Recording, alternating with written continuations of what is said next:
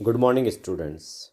Myself, Dr. B.L. Bhadu from Government College बावड़ी। आज हम BA पार्ट प्रथम भौतिक भूगोल के अंतर्गत सूर्य तप के बाद अगला जो हम टॉपिक लेने जा रहे हैं वो है तापमान यानी टेम्परेचर। तो इसमें कई बार जो सवाल एग्ज़ाम में आते हैं यूनिवर्सिटी में कि अभी तापमान से आप क्या समझते हो, है ना, या सूर्य ताप और तापमान में क्या अंतर है, या प्राचीन ग्रीक विद्वानों के अनुसार तापमान का वर्गीकरण कैसे किया, सुपन के अनुसार तापमान के कटिबंध कौन से हैं। कई बार ताप कटिबंध को लेकर के परीक्षा में सवाल आता है। समताप रेखाओं के आधार पर भी तापमान का वितरण पूछा जाता है। तो देखिए, आज हम जो टॉपिक शुरू करने जा रहे हैं वो है तापमान। तो आप बता सकते हैं तापमान क्या है। देखिए, वैसे तो देखा जाए तो सूर्यताप और तापमान को लोग मोस्टली है ना प्रायवाची मान लेते हैं, परंतु इन दोनों शब्दों में बहुत ही भिन्न अर्थ है ना। भाई, इन दोनों की जो उदाहरणा हैं वो दोनों में भिन्न हैं।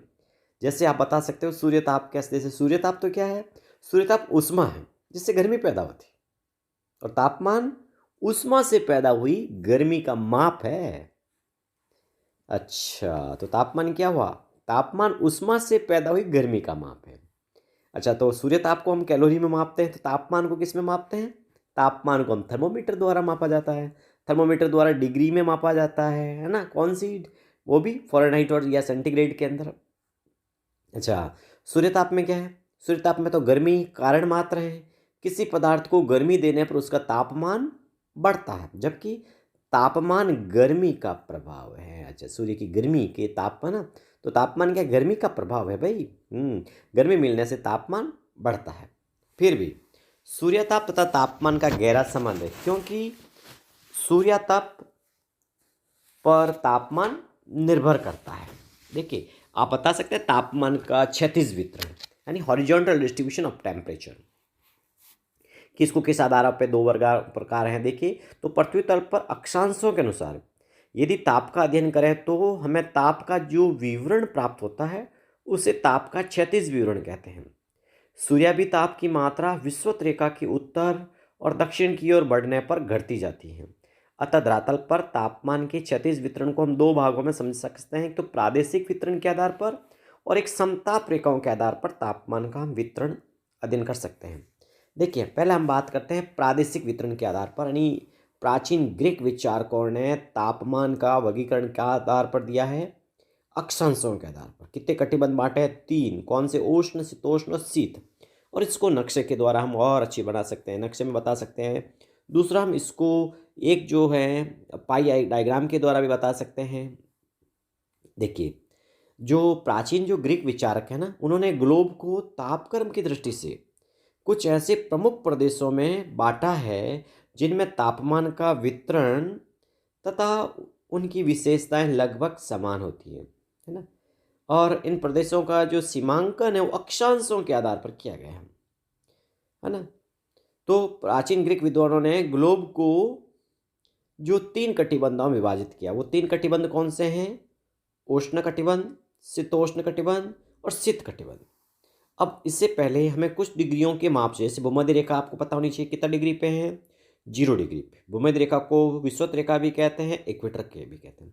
तो भूमध्य रेखा के उत्तर में और दक्षिण में कौन सा भाग होगा, उष्ण कटिबंध होगा। ओके, कर्क रेखा कितना डिग्री पे है, वो 23.5 डिग्री उत्तरी अक्षांश में। मकर रेखा बताओ कितना डिग्री में है, मकर रेखा 23.5 डिग्री दक्षिणी अक्षांश में। ओके, अब आपसे पूछिए आर्कटिक वर्त का बताओ डिग्रियां। तो आर्कटिक जो वर्त हैं वो 67.5 डिग्री उत्तरी अक्षांशों पे हैं। और अगर आपसे पूछे अंटार्कटिक वर्त कितना पे है, तो 67.5 डिग्री दक्षिणी अक्षांशों पे। और उत्तरी ध्रुव 90 डिग्री के आसपास है और दक्षिणी ध्रुव 90 डिग्री दक्षिणी अक्षांशों पे है।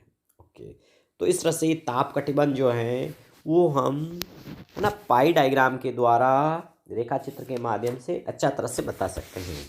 अब हम सबसे पहले बात करते हैं उष्ण कटिबंध। देखिए, उष्ण कटिबंध को निम्न अक्षांशीय मंडल भी कहते हैं, उसको ट्रॉपिकल जोन भी कहते हैं। टॉरिड भी है और ट्रॉपिकल जोन भी, अंग्रेजी में 2-3 नाम है इसकी उष्ण कटिबंध के। देखिए, उष्ण कटिबंध कहाँ है, तो देखिए भूमध्य रेखा या विषुवत रेखा के दोनों ओर कर्क और मकर रेखाओं के बीच फैलाव। कर्क रेखा यानी 23.5 डिग्री उत्तरी अक्षांश, मकर रेखा ने 23.5 डिग्री दक्षिणी अक्षांशों के बीच फैला हो। तो एक तरह से उष्ण कटिबंध कहाँ है, 0 डिग्री से 23.5 उत्तर और 23.5 डिग्री दक्षिण अक्षांशों, या एक तरह से कह दीजिए भूमध्य रेखा से भूमध्य रेखा से उत्तर में कर्क रेखा की और भूमध्य रेखा से दक्षिण में मकर रेखा के बीच है। ठीक है, तो उष्ण कटिबंध कौन से दो रेखाओं के बीच है, कर्क और मकर रेखाओं के बीच है। ओके, सूर्य 21 जून को कर्क रेखा पर तथा 22 दिसंबर को मकर रेखा पर लंबवत चमकता है। साथ ये दोनों रेखाएं सूर्य की उत्तरी और दक्षिणी सीमा हैं। इन्हीं के मध्य सूर्य वर्ष पर्यंत चमकता है। भूमध्य रेखा के आसपास वाले भाग में वर्ष भर ऊंचा तापमान रहने के कारण शीत ऋतु नहीं होती, परंतु कर्क तथा मकर रेखाओं के पास ग्रीष्म तथा शीत ऋतु साफ उभर आती हैं। तो इस तरह से ये उष्ण कटिबंध कैसा है, एक तरह से सर्दी रहित उष्ण कटिबंध है ये, है ना। फिर दूसरा हम जो कटिबंध की बात करते हैं वो है शीतोष्ण कटिबंध। शीतोष्ण कटिबंध को हम क्या बोलते हैं, टेम्परेट जोन कहते हैं, है ना। टेम्परेट एक तरह से मध्य अक्षांशीय मंडल, अक्षांशों का अनुसार है ना, तो मध्य अक्षांशीय मंडल है। देखिए शीतोष्ण कटिबंध यानी इसका विस्तार दोनों गोलार्धों में 23.5 डिग्री से 67 डिग्री अक्षांशों के बीच पाया जाता है। यानी शीतोष्ण कटिबंध उत्तरी अक्षांश उत्तरी ध्रुव जो गोलार्ध में 23.5 से 67 डिग्री अक्षांशों के बीच है, और दक्षिणी गोलार्ध में भी ये 23.5 से 67 डिग्री अक्षांशों के बीच में, दोनों गोलार्धों में। यहाँ सूर्य की किरणें सदैव तिरछी पड़ती हैं, अतः सूर्यताप की प्राप्ति कम होती है। इस भाग में दिन तथा रात्रि की अवधि अधिक होती है, परंतु 24 घंटे से कम ही होती हैं। सूर्य के उत्तरायण तथा दक्षिणायन की स्थितियों के कारण ऋतुओं में पर्याप्त अंतर होता है। ग्रीष्म तथा शीत ऋतुओं के तापक्रम में अत्यधिक अंतर होता है, अर्थात वार्षिक तापांतर अधिक पाया जाता है। अब हम अगले तीसरे कटिबंध की बात करते हैं, वो है शीत कटिबंध। इंग्लिश में बोलते हैं इसको फ्रिजिड जोन, या एक तरह से ये ध्रुवीय मंडल है। देखिए दोनों गोलार्धों में 67 डिग्री अक्षांशों से ध्रुवीय केंद्रों के मध्य शीत कटिबंध की स्थिति पाई जाती है, जहाँ सूर्य की किरणों के अत्यधिक तिरछेपन के कारण तापमान सदैव नीचा ही रहता है। तो कहाँ है भाई शीत कटिबंध, तो एक तरह से उत्तरी गोलार्ध में 67 डिग्री उत्तर से 90 डिग्री उत्तरी अक्षांशों के बीच, और दक्षिणी गोलार्ध में 67 डिग्री दक्षिण से 90 डिग्री दक्षिणी अक्षांशों के बीच, है ना। ओके, यहाँ दिन तथा रात्रि की अवधि 24 घंटे से अधिक ही होती है। ध्रुवों के समीप 6 महीने का दिन तथा 6 महीने की रातें होती हैं। सूर्य कभी भी लंबवत नहीं हो सकता। इन कटिबंधों में ग्रीष्म ऋतु इतनी छोटी होती है कि इसे शीत ऋतुवीन ध्रुवीय कटिबंध भी कहते हैं। क्या कहते हैं, ग्रीष्म ऋतुवीन ध्रुवीय कटिबंध के नाम से जाना जाता है। तो इस तरह से प्राचीन ग्रीक विद्वानों ने कितने ताप कटिबंध दिए, 3, उष्ण कटिबंध, शीतोष्ण और शीत कटिबंध। उष्ण कटिबंध एक तरह से निम्न अक्षांशीय कटिबंध मंडल है जिसे ट्रॉपिकल जोन कहते हैं। शीतोष्ण कटिबंध एक तरह से मध्य अक्षांशीय मंडल है जिसे टेम्परेट जोन कहते हैं। और शीत जो कटिबंध है वो ध्रुवीय कटिबंध कहलाता है, वो जिसे फ्रिजिड जोन भी कहते हैं।